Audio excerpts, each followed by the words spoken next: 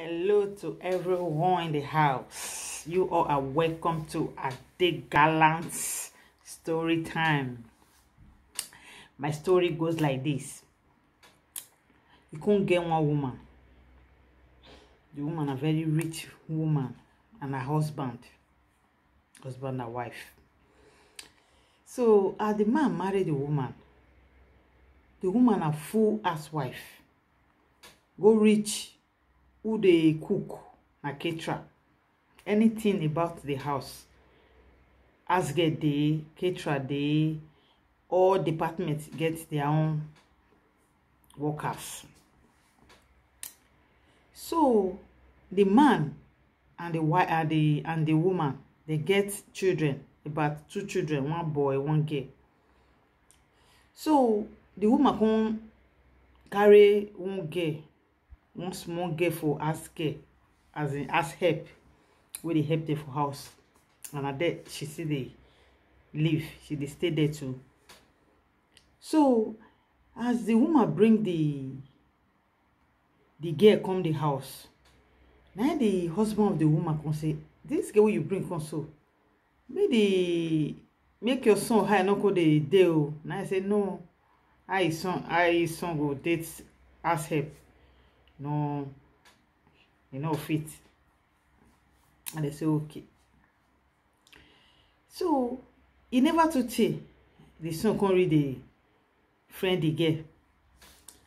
As he come the friend the girl, so he come be like say the parents don't they suspect them, say like say this boy they date this house help.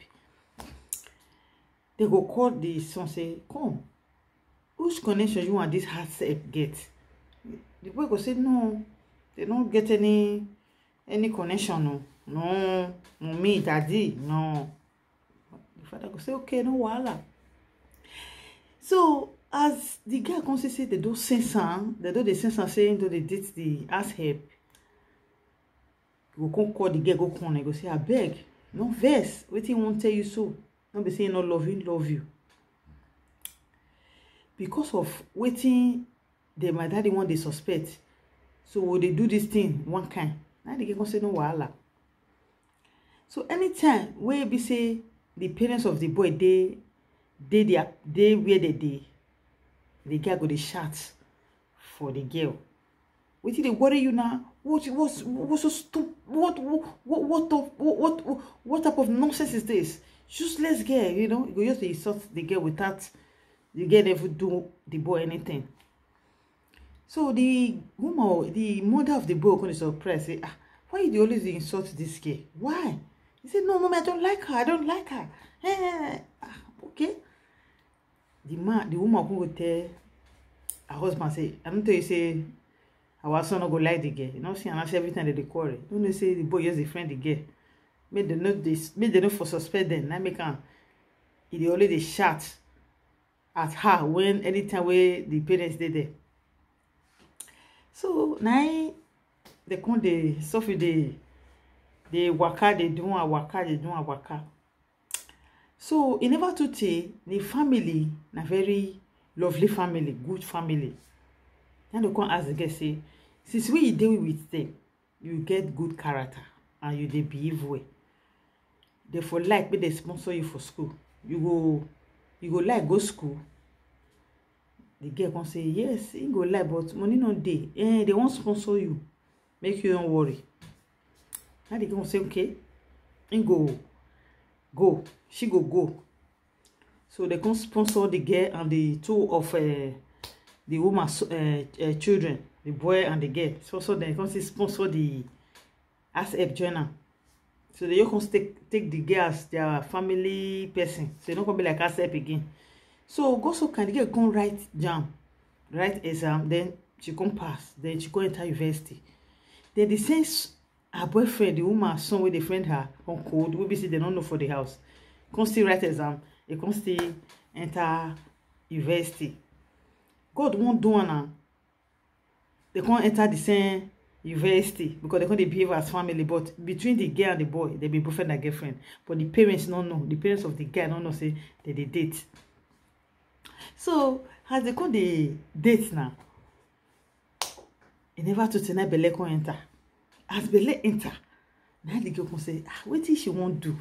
Hey, the family of the boy, they don't know, and they come hear say na their son give am belle. Wetin she go do? Hey, my God! And she won't finish the school. She won't like graduate. You know, want drop out of the school. So that the guy come call and say, see, we can do one thing. Wetin I want tell you so, it go favor both of us. As you get this belle, we don't go do abortion. You must born am. Or the man say we never graduate, but God go do am. We go keep am between ourselves. We no go let anybody know. So they come there. The day inside na year 1. The day so when you give the girl belle, so they just new enter school. So the belle come they big, at least 1 month, 2 months, 3 months, 4 months, 5 months, 6 months, 7 months, to 9 months. So before the thing reach 9 months, the belle reach 9 months, they can't go city, inside town, go look for hospital. Will be say they want for born. They can't go register for the hospital. So they can't go there for the antenatal. Now they can't find one nurse. And they find the nurse. Now they come tell the nurse woman say, I beg. They want beg and something. Because they be children. They want mature like that. And they come say they want beg the woman for something. I beg. May she try do one for them. And the woman come say, what happen? Wanna tell them what I need or what I want. Now the boy come kneel down. The girl come still kneel down for the nurse. Say, I beg. They want beg her something. What they want beg her, so I beg.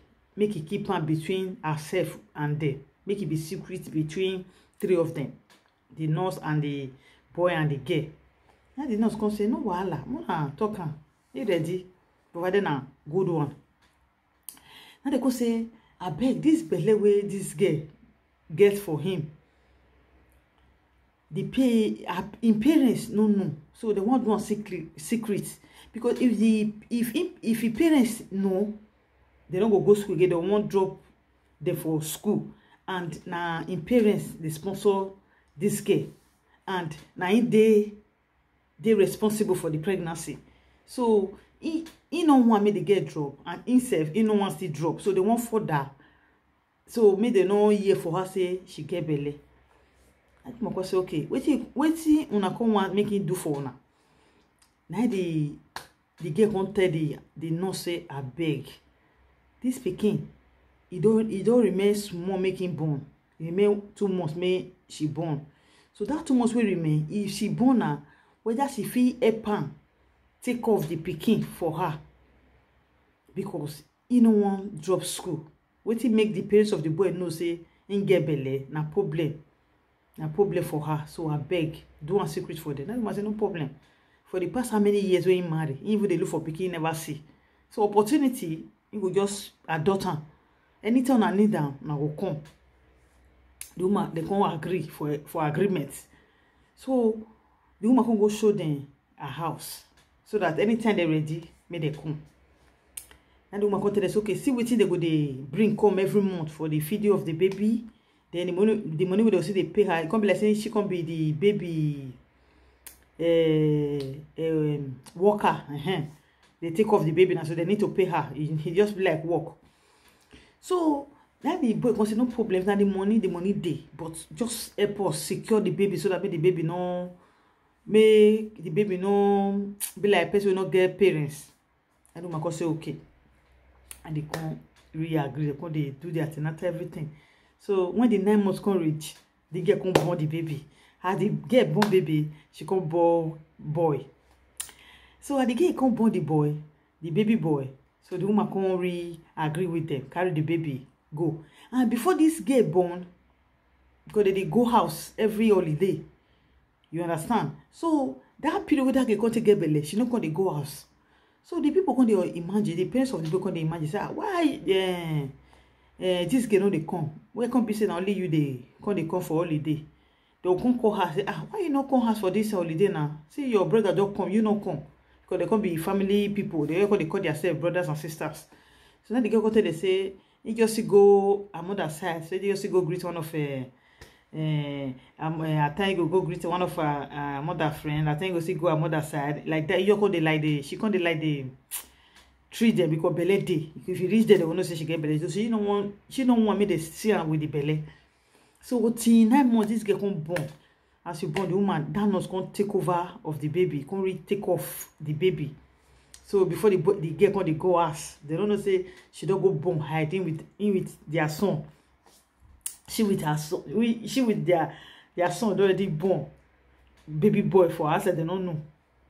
So the nurse come they take off the baby. Every mother could they give the woman something. The woman say they buy pampers, feeding, all those kind of things.